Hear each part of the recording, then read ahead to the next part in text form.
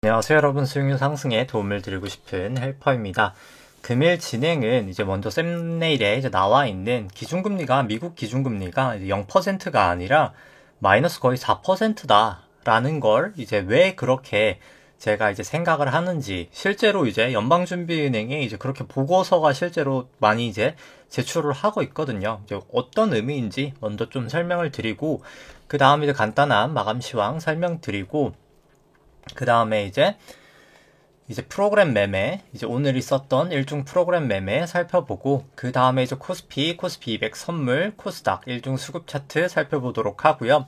그 다음에 이제 9월 선물 만기 이후로부터 이제 현선물 수급 추이, 그리고 연초 1월부터 현물 수급 추이, 이제 코스피 코스닥 같이 한번 보도록 하고요.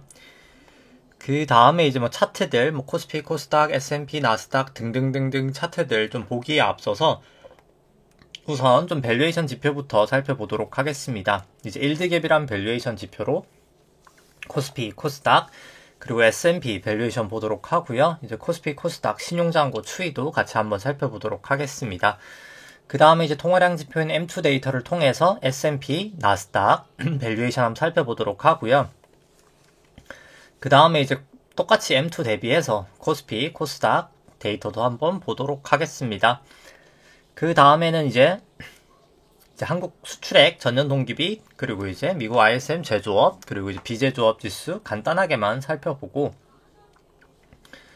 그 다음에 이제 일간 한국 수출액 데이터 이제 대비해서 시가총액 밸류에이션 좀 살펴보고, 그 다음에 이제 글로벌 GDP 대비해서 코스피, S&P 데이터 살펴보도록 하고요. 그 다음에 이제 미국 쪽 하일드 스프레드를 통해서 지금 위험 선호 구간인지 회피 구간인지 같이 한번 좀 보도록 하겠습니다. 그 다음에 이제 코스피, 그리고 코스닥 뭐 차트들 좀 보도록 하고요.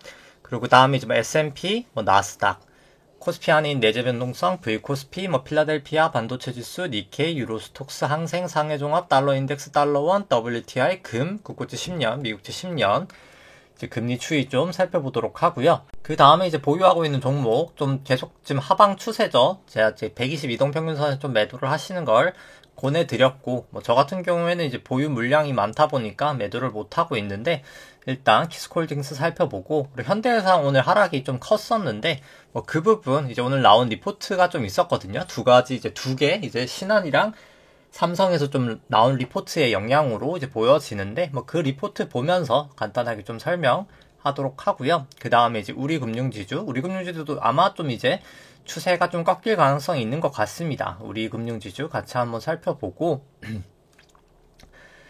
그 다음에 이제 오늘 목요일이기 때문에 이제 LG화학, 포스코, 키움증권, 한국금융지주, LG전자, 한국기업평가, 이제 테슬라 같이 한번 좀 종목들 좀 살펴보고 이제 방송을 조금 마치도록 하겠습니다. 이제 오늘 먼저 이제 기준금리 그 얘기부터 좀 먼저 해보면은 이제 미국 기준금리 같은 경우에는 이제 상단하고 하단이 있죠. 지금 같은 경우에 상단은 0.25%고요. 하단은 0%입니다. 이제 뭐 이렇게 레인지로 있는 거는 이제 이유가 아무래도 이제 2008년도 이제 금융위기 당시에 기준금리를 0%까지 내렸었거든요. 근데 이제 그럼 0이 넣으면은 이제 은행 시스템상 좀 에러가 날 수 있지 않을까라는 좀 우려 때문에 좀 레인지로 0을 안 넣기 위해서 레인지로 좀 했었고요. 근데 이제 항상 지금 이제 제가 얘기를 하려고 하는 거는 어떻게 보면 조금 예전에 조금 어떻게 보면 좀 어려웠을 수 있을 것 같은 내용이 좀 시각적으로 조금 더 이해가 쉽게 제가 데이터로 좀 이제 기준금리 데이터로 좀 보여드리려고 합니다. 이 빨간 색깔이 정말 이제 진짜 연방준비은행 미국의 이제 페더럴 레이트 이제 딱 그냥 기준금리라고 보시면 되고요. 빨간 색깔 선이. 근데 이제 파랑 색깔, 이 약간 하늘 색깔도 이제 조정된 미국 기준금리라고 보시면 되거든요. 제가 마이너스 지금 4%라고 얘기하는 이 기준금리. 원래 과거에는 똑같았습니다. 여기 이제 데이터가 없는 거고요. 이 이전에는. 기준금리가 뭐 방향성이 완전 똑같았거든요. 근데 딱 보시면은 2009년도, 이제 2008년도, 이제 2009년도부터 뭔가 이격이 나기 시작합니다. 조정 기준금리가 훨씬 더 낮게 나오고요. 이제 실제로 이 조정 기준금리를 이제 그림자 기준금리라고 합니다. 연방준비은행에서. 이제 이거 같은 경우에 이제 애틀란타 연은에 어떻게 보면 그 중국 연구원 분이 또 많이 이제 좀 데이터를 많이 올리시더라고요. 이제 그 방식 중에 이제 하나인데 구한 게 이제 저 같은 경우에는 이제 버냉키 이제 전 이제 페드 의장이었던 버냉키 분이 조금 사용했던 방법을 좀 사용을 해서 이 조정금리라는 걸 구한 겁니다. 그럼 이제 이 조정금리는 그럼 어떻게 구했냐라고 생각을 해보면 실제로 이제 통화정책이랑 두 가지가 존재를 하죠. 우리가 아는 통화정책은 크게 이제 금리로 이제 기준금리를 내리고 뭐 올리고 하면서 통제가 가능하고요. 최근에 이제 새로운 신통화 정책으로 이제 양적 완화가 있습니다. 2009년 이때부터 양적 완화를 시작하기 때문에 이게 차이가 났던 건데요. 그럼 이 차이가 나는 부분을 어떻게 좀 수치화했는지 좀 보여드리면은 금리는 분명히 이제 0%였는데 실제로 이 조정금리 이제 내려갔던 이유가 이 지급준비금이라는 데 있습니다. 이제 실제로 버냉키 분이 이제 얘기를 했던 건데 이제 한 100억 달러 정도의 이제 지급준비금이 양적 완화하면 이제 생기는 거거든요. 이 지급준비금이 100억 달러의 지준금이 이제 금리를 약 한 1% 정도 내리는 효과가 있다. 이제 그렇기 때문에 100억 달러당 이제 1bp가 내려간다라는 식으로 계산을 해보면 이 파랑 색깔 선이 나오게 됩니다. 이제 결국 어떻게 보면은 저 같은 경우 이제 이 실질금리랑 이거를 좀 설명을 드렸었는데 뭐 실질금리랑 좀 설명을 했을 때 이 지급준비금이랑 실질금리를 설명을 할 때는 조금 더 이해하기가 어려우셨을 것 같긴 합니다. 그래서 그냥 오히려 이 조정금리, 기준금리를 좀 사용하면 그냥 딱 봤을 때 조금 더 약간 명쾌하다고 할까요? 좀 약간 오히려 이해하기는 쉽다라는 생각이 들어서 좀 만들게 됐었고요. 뭐 실제로 이제 저만 만드는 게 아니라 연방준비은행에서도 이제 보고 있는 데이터다라고 보시면 됩니다. 결국 지금은 사실 기준금리가 이제 2019년까지 기준금리 인사 사이클이 끝나고 나서 정말 급격하게 내려와서 정확하게는 마이너스 3.88% 정도거든요. 지금은 정말 엄청나게 기준금리가 실제적인 이제 실효 기준금리라고 보면 되겠죠. 기준금리가 이렇게 낮은 상황이 유지가 되었기 때문에 2008년부터 지금까지 사실 증시가 이렇게 훨훨 날 수 있었던 겁니다. 특히나 이제 엄청 낮아졌던 코로나 이후로 증시가 랠리를 할 수 있었던 것은 실적도 실적이지만 사실 실적보다도 이렇게 완화적인 통화 정책을 인해서 기준금리를 엄청 많이 내렸다. 실질적으로 기준금리는 0%였지만 양적 완화 효과 때문에 실제적인 이제 양적 완화 효과를 더한 기준금리는 마이너스 3.88%까지나 내려갔었다.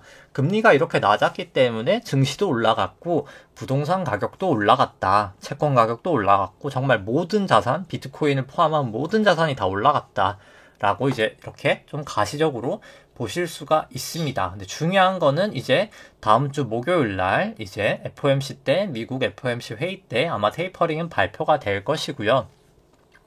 매우 높은 확률로 발표가 될 것이고 결국 이제 11월 시행이나 12월 시행으로 이제 내년 이제 거의 상반기까지 아마 마치게 될 건데요.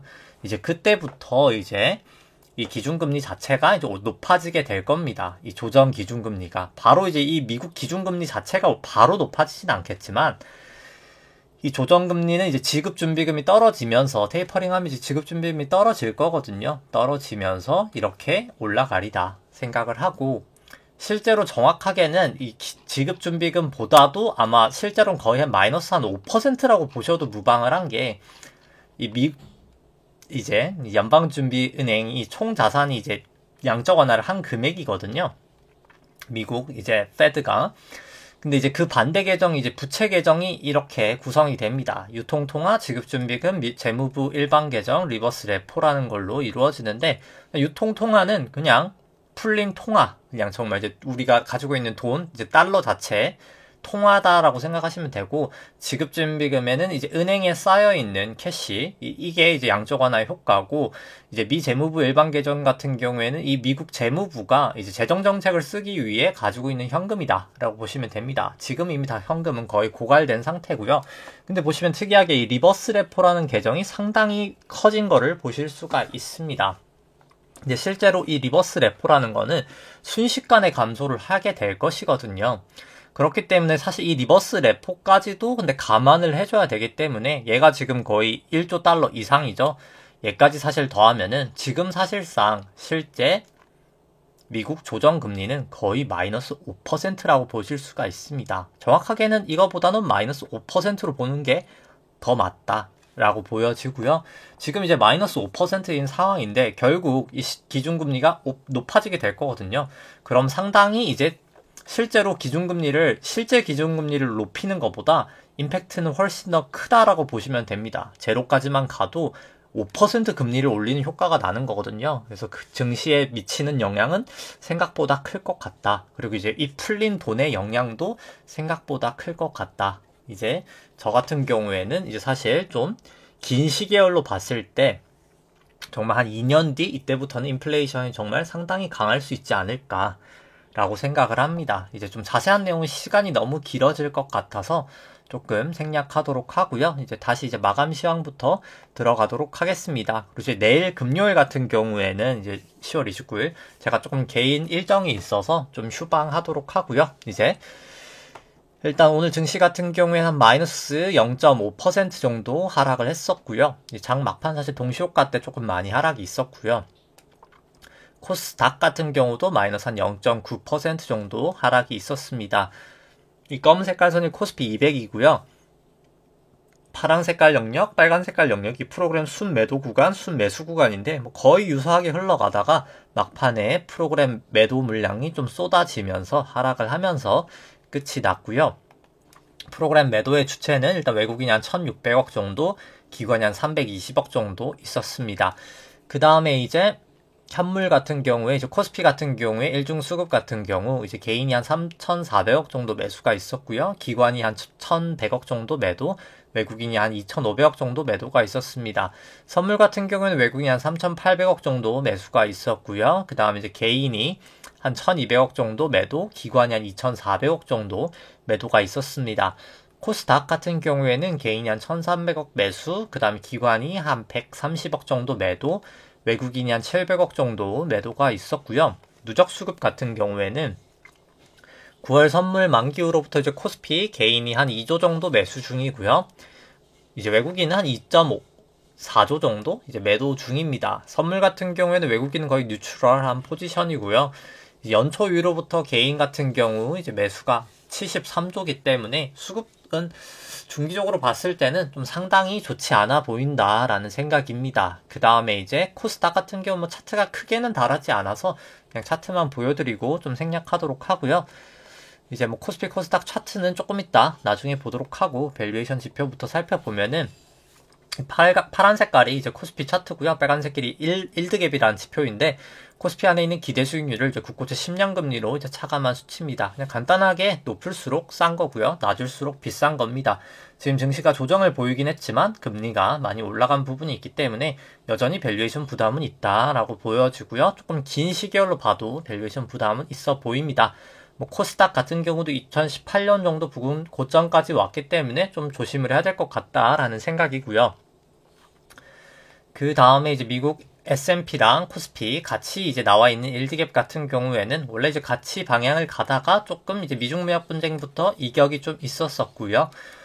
아무래도 이격이 있는 거는 이제 매번 말씀드리지만은 이제 항상 이제 미중 패권 전쟁이든 이제 뭐 과거 이제 미일 패권 전쟁이든 패권 전쟁 당시 좀 1등국이 조금 프리미엄을 받습니다. 그 이유고 결국 이제 패권 전쟁이 끝나게 되면 이제 그 당시 미일 전쟁 이후 블랙 먼데이가 왔듯이 미국 쪽은 상대적인 더 조정을 보이지 않을까 생각은 들고 두 나라다 사실 밸류에이션 부담은 있어 보인다 라는 생각이고요. 이제 이 수치 같은 경우에는 국고채 10년 금리로 차감한 게 아니라 이제 나눈 1드갭이라는 지표이고요. 금리에 조금 더 민감한 지표입니다. 두 나라 다 금리 상당히 많이 높아진 상황이기 때문에 상당히 이제 밸류에이션 부담은 좀 있어 보인다 라는 생각이고요. 그 다음에 이제 신용잔고 추이 간단하게 살펴보면은 보시면은 코스피랑 뭐 코스닥 합산 신용잔고 같은 경우에 23조 거의 한 9천억 정도 되면서 뭐 조금 소폭 증가를 하였고요. 절대 수치는 여전히 어마어마하게 높은 수준입니다. 뭐 계속 좀 조심은 해야 될 것 같고요. 신용잔고를 코스피 시총으로 나눈 수치도 뭐 상당히 높은 수준이기 때문에 계속 조심을 해야 될 것 같다.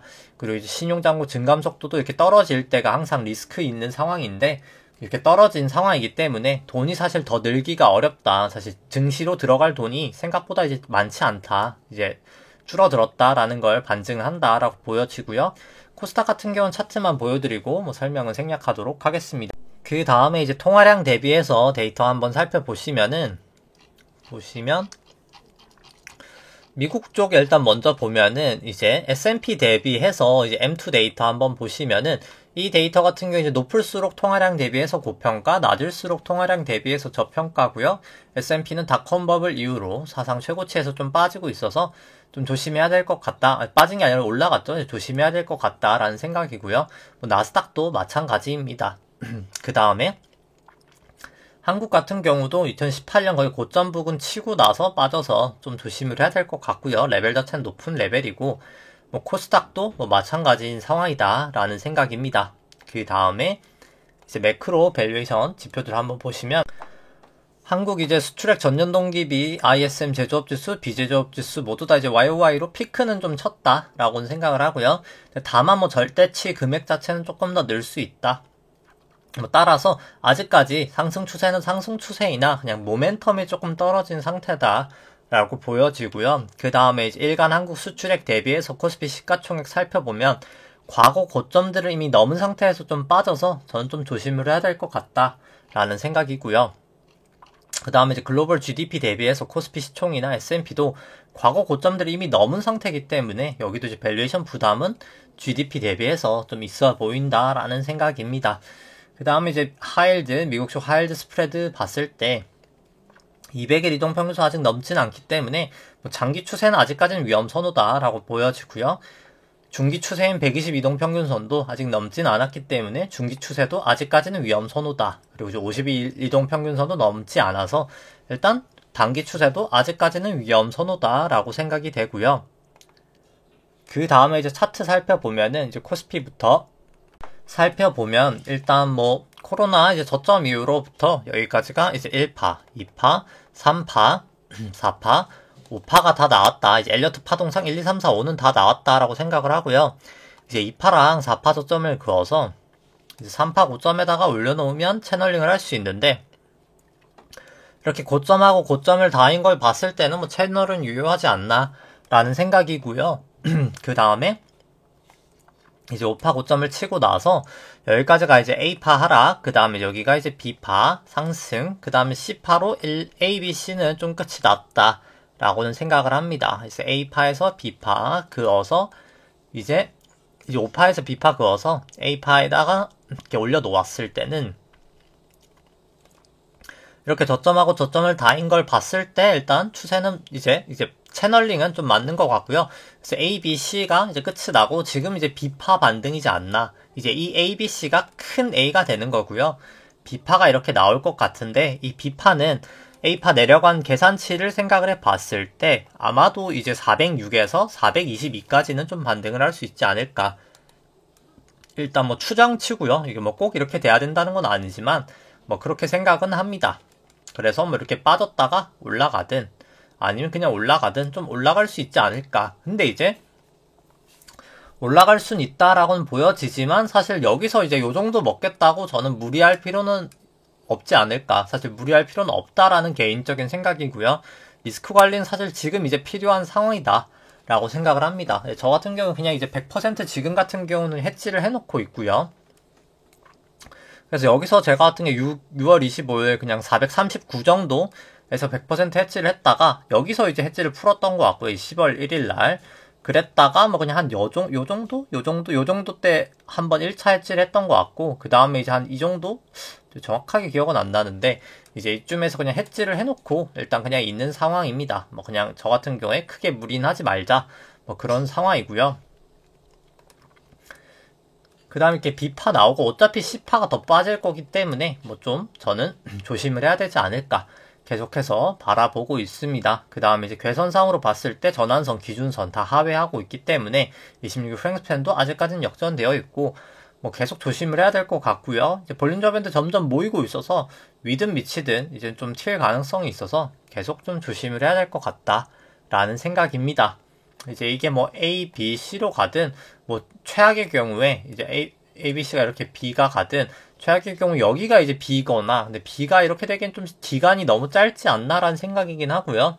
그래서 아마 조금은 더 가지 않을까 이렇게 올라가진 않을까라고는 일단은 보고 있지만 무리는 하지 말자 조심을 해야 될 것 같다 인 것 같습니다. 그 다음에 이제 코스피 200 말고 그냥 코스피 같은 경우도 차트는 다르지 않아서 설명은 생략하도록 하고요. 뭐 코스닥 같은 경우도 일단 계속 구름대 여기 하단 부근에서 좀 막히고 있어서 뭐 저는 그렇게 긍정적으로 보이진 않는 것 같습니다. 여기 같은 경우 이제 5파 5점 치고 아마 A, B 정도지 않을까 라고는 보기 때문에 결국은 C가 머지않아 저는 좀 더 오지 않을까 라고 보고 있고요. 뭐 코스피, 코스닥 150도 뭐 마찬가지이기 때문에 뭐 설명은 생략하도록 하고요. S&P 같은 경우에는 이제 미국 쪽은 결국 여기까지가 1파, 2파, 3파, 4파 나오고 나서 이제 5회 1, 마지막 5회 2, 5회 3, 5회 4, 5회 5다라고 보여집니다. 근데 3파가 이렇게 길었던 건 3파가 연장이 되었다라고 보여지고요. 1, 3, 5파 중에 이제 한 파가 보통 연장이 되는데 한 파가 연장이 되면 이제 다른 파동은 연장이 되지 않거든요. 그래서 1파가 상당히 뭐 길진 않았죠. 1파가 길지 않았기 때문에 이 5파도 저는 길지 않을 거다라고 봅니다. 뭐 그래서 사실 고점은 이제 정말 거의 다 왔다라고 생각이 되고 분봉으로 봤을 때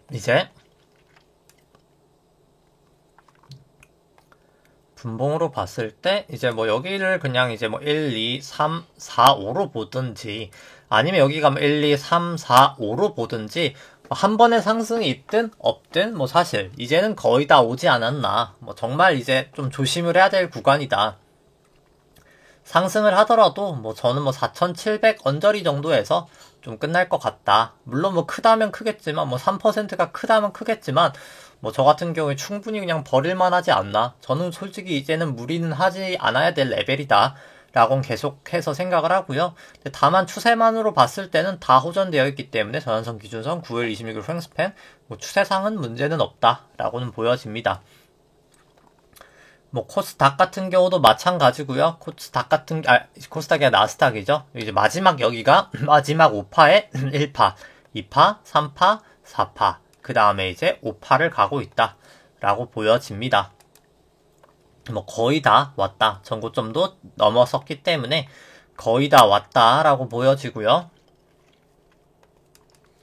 코스피 안에 있는 내재 변동성 같은 경우에는 이제 구름대 여기 하단을 치고 다시 올라오고 있어서 뭐 항상 이제 조금 약간 반등 가능성이 좀 있어 보인다. 좀 조심을 해야 될 것 같고요. 필라델피아 뭐 반도체 지수는 아직까지 일단 구름대 상단 위에 있어서 뭐 일단 추세를 봐야 되겠지만 뭐 추세 자체는 나쁜 건 아닙니다만 전반적으로 저는 미국 증시는 좀 조심을 해야 되지 않을까 라는 생각이긴 합니다. 뭐 일단 구름대 위긴 해서 크게 추세상은 문제는 없지만 뭐 구름대 밑으로 들어오면 뭐 좀 매도를 하는 것도 괜찮은 방법이지 않을까 생각이 되고요. 니케이 같은 경우에 이제 구름대 안으로 밑으로 다시 사실 내려왔기 때문에 이제 기준선도 좀 뚫렸고요. 좀 좋아 보이지 않는다. 결국 여기가 1, 2, 3이든 아니면 A, B, C든 머지않아 전 좀 빠질 확률이 높지 않나 라는 생각이고요. 유로스톡스 같은 경우에는 이제 ECB 아마 하면 아마 이제 ECB에서 지금 당장 이제 PPP를 끝내진 않을 것 같아서 이제 자산 매입하고 있는 걸 이제 유럽의 양적 완화라고 생각하시면 되고요.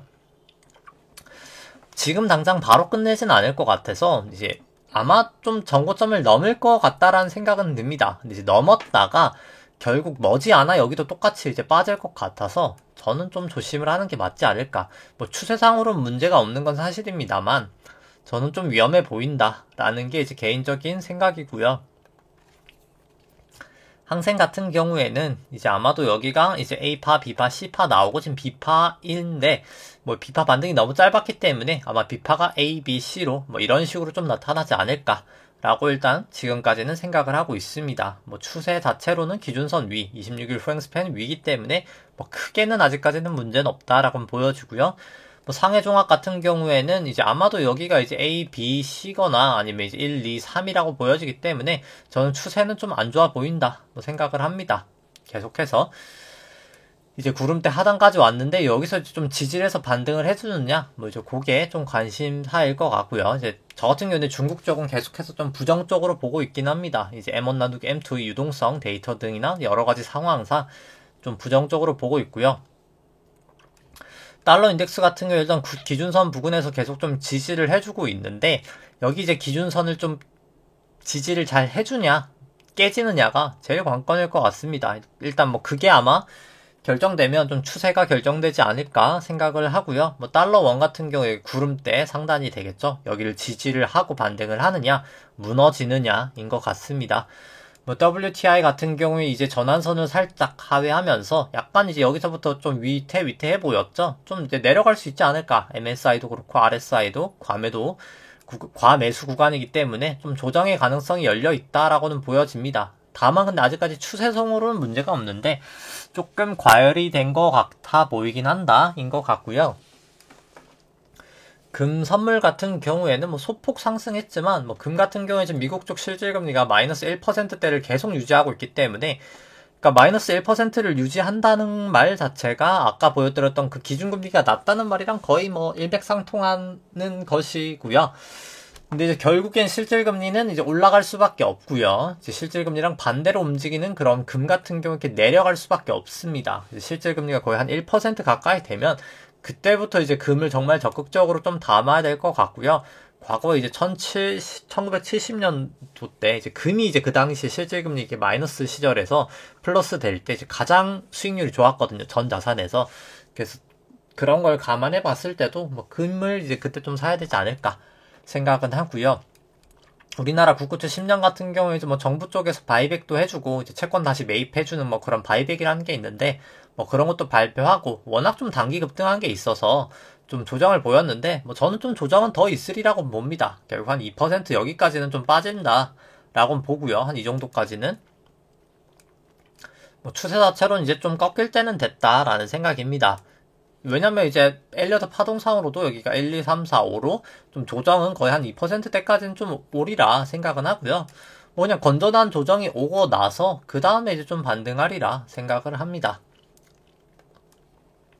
국고채, 미국채 10년물 같은 경우에는 좀 하락을 했지만 뭐 저 같은 경우에 이제 결국에는 종고점을 좀 넘을 거라고는 생각을 하고요. 여기 같은 경우에 주봉으로 봤을 때 뭐 아직까지는 1, 2, 3, 4, 5가 남았다라고 보기 때문에 뭐 저는 이제 뭐 테이퍼링 이제 다음 주 목요일 아마 발표할 것 같은데 이제 그 언저리쯤 해서 다시 한번 좀 반등을 하지 않을까라고는 보고 있습니다.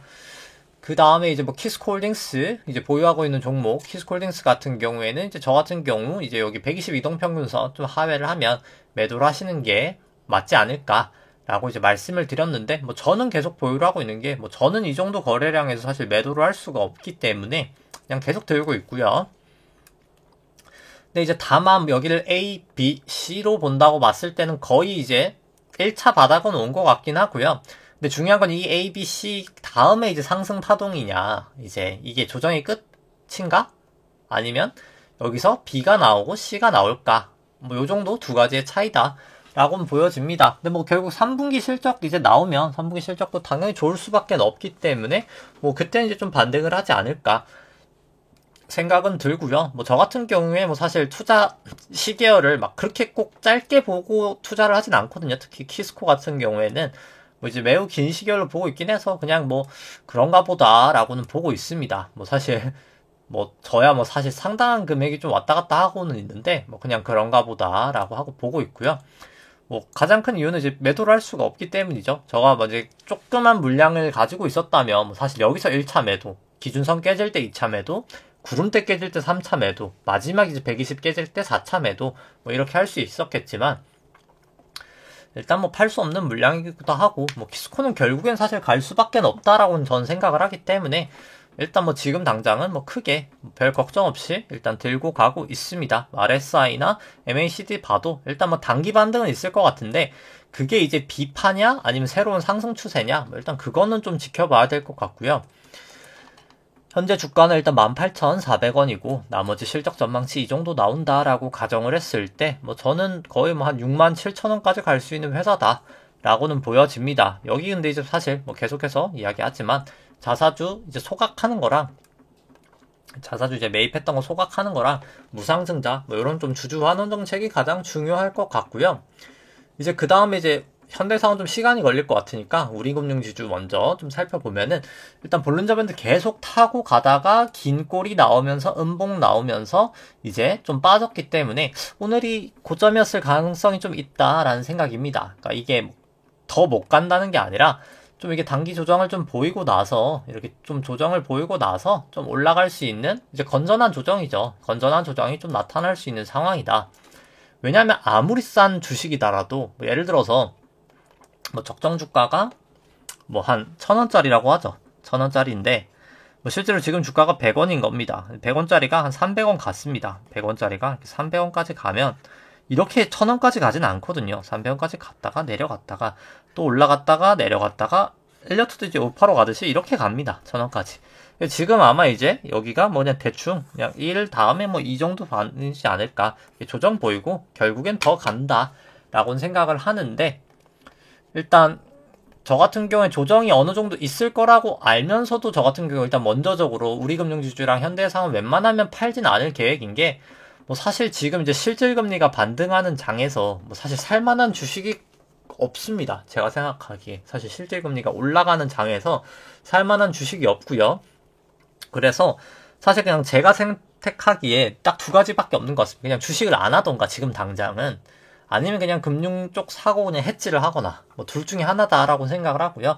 저는 이제 후자 그냥 금융 쪽 사고 해지를 해서 그냥 해지로 버는 걸 이제 그냥 이제 금융 쪽을 계속해서 조금 더 사자 뭐 이제 그런 마인드로 들고 가고 있는데 일단 조금 약간 단기적으로 문제가 있을 수 있는 게 결국 이렇게 저는 조금 더 올라가리라고는 보거든요. 다 이제 아닐 수도 있겠지만 미국 쪽을 봤을 때는 이렇게 올라갈 때는 좀 더 안 좋을 수는 있다. 뭐 좀 잠깐은 좀 안 좋을 수 있는데 뭐 결국에는 저는 뭐 그때 빠질 때 그때 조금 빛을 더 보지 않을까 생각을 듭니다. 일단 뭐 단기 조정 언제든 가능하다. 근데 결국 뭐 장기적인 추세는 아직까지도 좋고 이제 밸류에이션을 봤을 때 우리금융지주 보시면 기대 수익률이 거의 한 18% 되거든요. 17.4 정도. 매우 높은 수준입니다. 이 보통 다른 은행 지주들이 이제 대형사들은 한 14%대고 이제 이제 지방은행 계열이 이제 한 16 정도 되거든요. 근데 여기는 대형사임에도 불구하고 지금 이미 17.4면은 상당히 싼 구간이다 생각을 하고요. 그래서 뭐 사실 충분히 가격적인 메리트는 있고 어제 보여드렸다시피 이제 실질금리 반등할 때 올라갈 수 있는 섹터가 이제 금융지주랑 이제 생명사, 뭐 손해보험사인데 저 같은 경우에 이제 우리금융지주랑 이제 현대해상, 이제 손보 계열로 조금 실질금리 상승을 좀 해지를 하려고 하고 있습니다. 네, 근데 이제 그게 장기적인 얘기고요. 그거는 단기적인 조정 가능성은 둘 다 많이 올라갔기 때문에 현대해상이나 금융지주나 뭐 언제든 지금 가능한 레벨이다. 뭐 지금일 수도 있다. 요 정도인 것 같습니다. 그 다음에 이제 오늘 뭐 사실 현대해상이 주가가 많이 빠졌었는데 뭐 딱 이유가 뭐 크게는 없고요. 일단 뭐 여기도 이제 올라간 부분을 뭐 되돌림을 한다. 근데 이제 올라간 부분 자체도 그렇게 크진 않아서 되돌림도 저는 막 그렇게까지 크지는 않을 것 같긴 합니다. 뭐 현대해상은 이제 뭐 이 정도 가격이면 뭐 저는 충분히 매수 가능하다라고 보여지고요. 뭐 저 같은 경우에 이제 어제도 매수를 했었었는데 뭐 아직까지 매수 여력이 좀 있기 때문에 뭐 계속해서 조금씩 매수를 하려고 합니다. 아직 저 같은 경우에는 이제 뭐 레버리지 그때 꺼놨던 거 아직까지 계속 좀 자금의 여유가 있어서 그냥 계속해서 꾸준히 사실 매수를 할 생각이고요. 여기 같은 경우는 일단 먼저 이제 기대 수익률부터 살펴보면은 현대해상 기대 수익률 상당히 높죠. 오늘 빠졌기 때문에 19%까지 갔습니다. 뭐 솔직히 밸류에이션 상으로는 여전히 저평가가 되어 있다. 뭐 PBR을 봤을 때도 PBR이 뭐 과거 대비해서는 뭐 거의 절반도 되지 않죠. 과거 한 1배 이상 됐었는데 PBR이 높을 때 2.5까지도 갔었거든요. 물론 이제 이때랑 성장률 차이가 있으니까 과거 이제 1배 수준까지만 가도 뭐 사실 충분히 2배까지는 갈 수 있다라고 보여지고 이제 오늘 떨어졌던 게 이제 신한이랑 삼성에서 리포트를 냈는데 둘 다 좀 부정적인 리포트를 냈습니다. 약간 이런 거죠. 이제 꼭 이제 이 의견이 틀렸다는 건 아니고 이제 객관적인 입장에서 그럼 어느 쪽이 맞는지 한번 생각을 해보시면 이제 신한이나 뭐 삼성이나 의견이 똑같아서 그냥 이제 삼성 거로 보여드리는데요. 이제 딱 여기 쪽에 이제 의견은 이렇습니다. 이제 뭐 금리 상승에 대한 부분은 이미 주가에 반영된 거 아니야? 이제 주가는 꽤나 올랐잖아.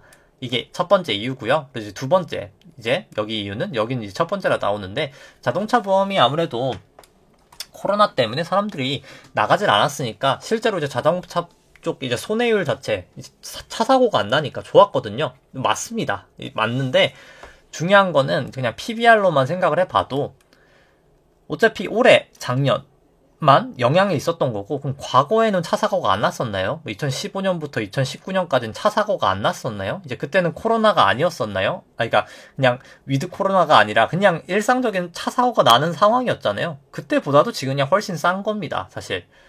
그러니까 굳이 사실 뭐 그냥 코로나 자체가 아니었다 하더라도 이미 그냥 지금 밸류에이션이 싸거든요. 그러니까 그냥 지금 차 사고가 계속 나고 있는 상황이라 하더라도 실적 자체나 봤을 때 주가가 지금 비싼 건 아닙니다, 절대.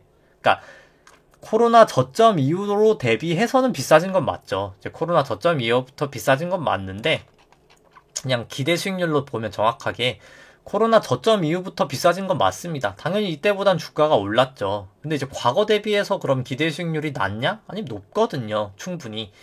이제 그런 상황이기 때문에 뭐 충분히 이제 자동차 이런 손해율이 올라간다 하더라도 그 올라가는 걸 감안해서 실적은 당연히 올해보다는 안 좋아질 거거든요. 올해가 워낙 유난히 좋아졌던 거지. 근데 좋지 않더라 하더라도 충분히 가격에는 이제 주가는 더 싼 상황이다라고 생각하시면 됩니다.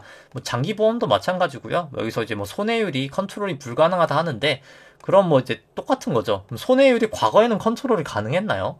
이때도 컨트롤은 안 됐었거든요. 어차피 손해율은 그냥 그 실손 보험이 나오고 나서 손해율이 컨트롤 됐던 적은 단 한 번도 없습니다. 그렇기 때문에 이때도 안 됐고 이때도 안 됐는데 지금만 낮아야 될 이유가 없고요. 그냥 그때 실적이나 지금 실적이나 크게 상관이 없는 상황이다. 그냥 실적을 감안했을 때 지금은 그냥 싸다라고 이제 저는 개인적으로 생각을 합니다. IFRS에 대한 뭐 주주 환원 같은 경우에 더 좋아지냐? 아니면 그냥 그대로냐기 때문에 뭐 사실 보수적인 시각하고는 맞진 않다라고 보여지고요. 그래서 뭐 저 같은 경우에 이제 결국 이제 아까 이제 리포트상의 연구원분은 이만큼의 상승이 금리 때문에 올라간 게 아니야? 라고 이제 생각을 하시지만 저의 의견은 금리 때문에 올라간 것도 맞긴 맞는데 그 부분이 아직까진 반영될 게 훨씬 더 많이 남았다.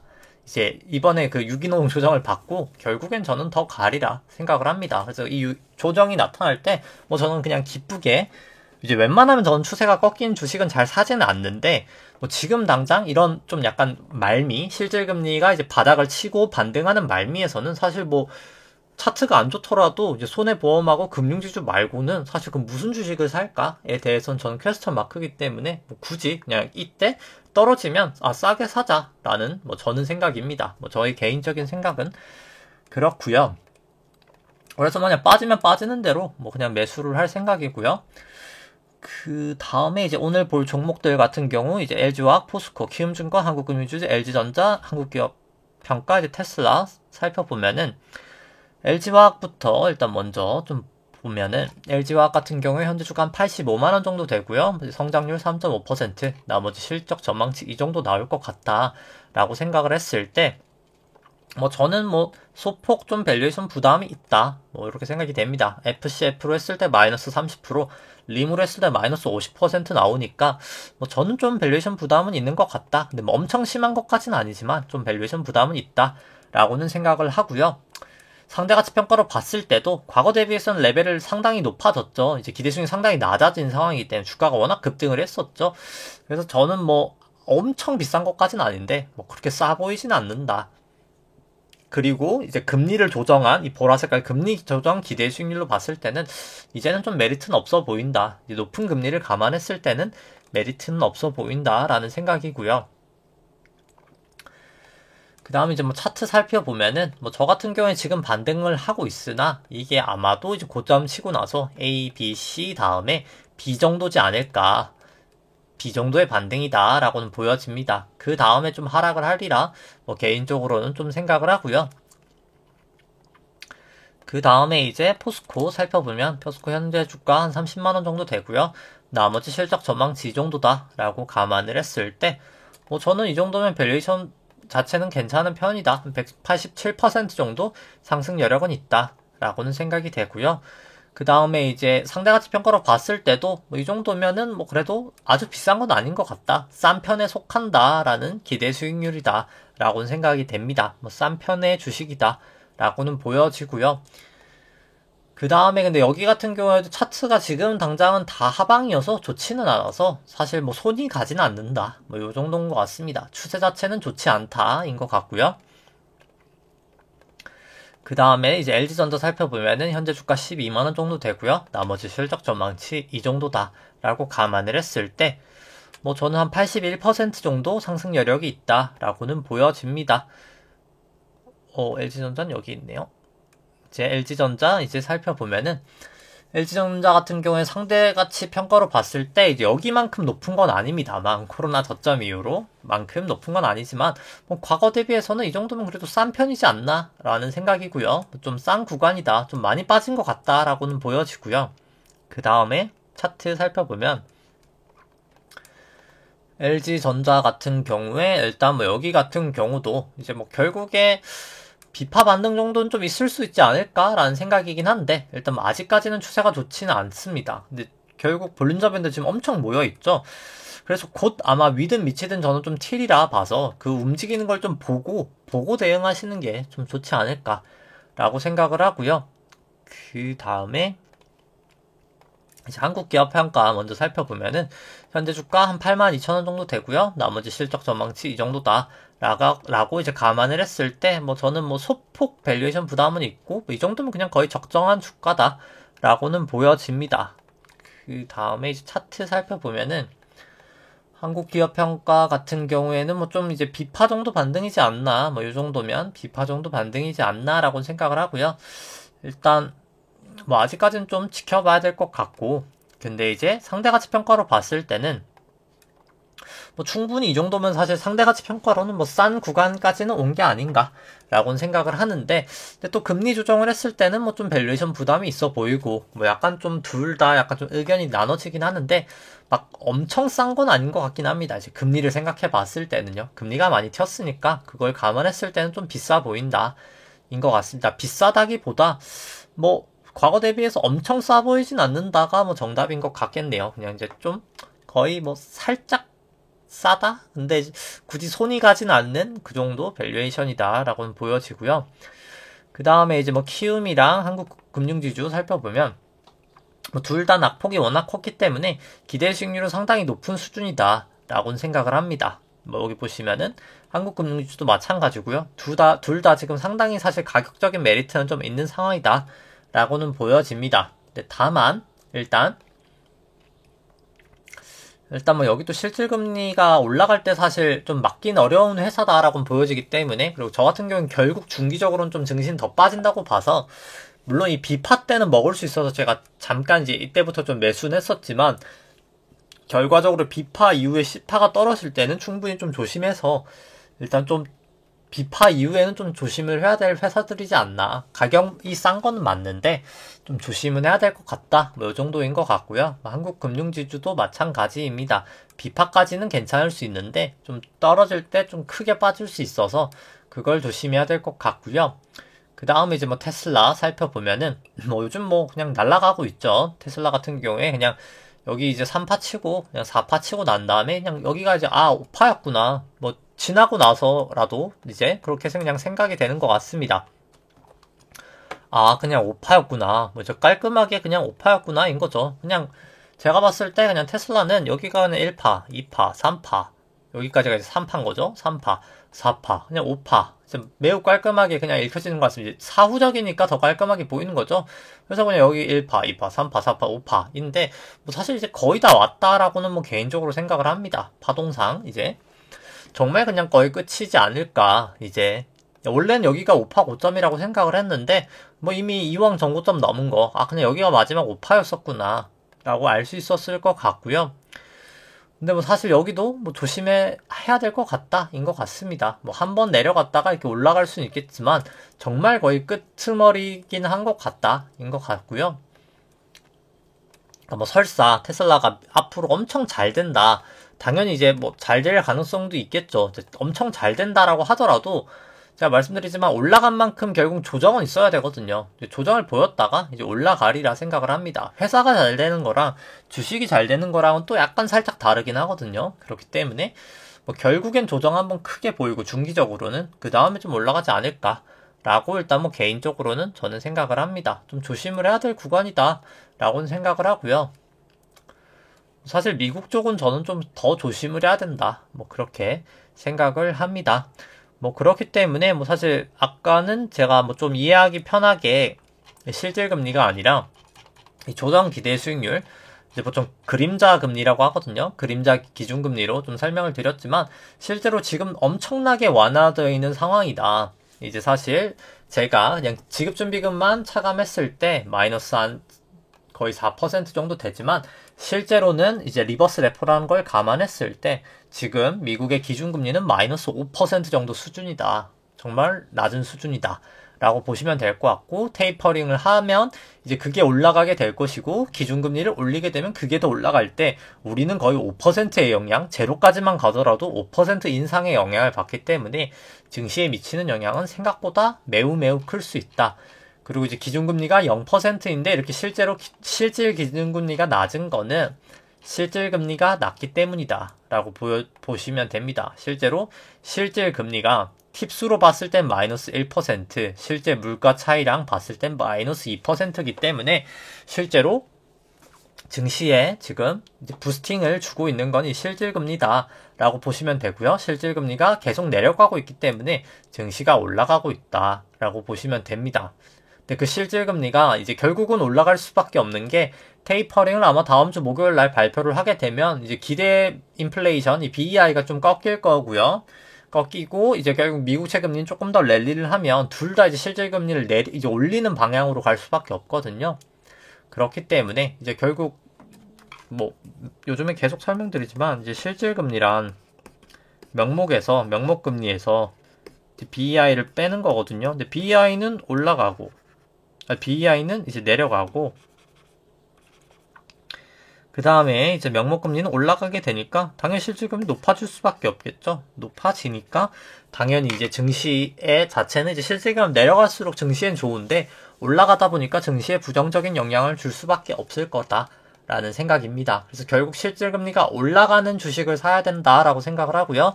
지금 당장 사실 단기적인 부담으로 단기적인 랠리를 한 부담으로 금융지주나 손해보험이 떨어지고 있지만 뭐 저는 장기적인 관점으로 봤을 때 뭐 충분히 그냥 떨어질 때 사도 저는 괜찮다.